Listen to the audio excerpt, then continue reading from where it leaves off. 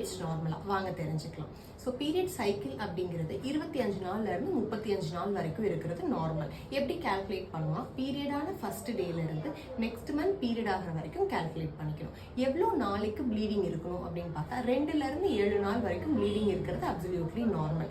So ஆனால் சிலருக்கு ஒரு நாள் 2 நாள் கூட ஸ்பாட்டிங் இருக்கும். ஸோ அதுவுமே நார்மலான ஒரு ஃபைண்டிங்ஸ் தான். ஸோ அடுத்தது எவ்வளோ ஃப்ளோ இருக்கணும் அப்படின்னு பார்த்தா ஒரு மென்ஸ்ட்ரல் சைக்கிளில் 30லேருந்து 80 ml ஆஃப் பிளட் லாஸ் வந்து நார்மல்.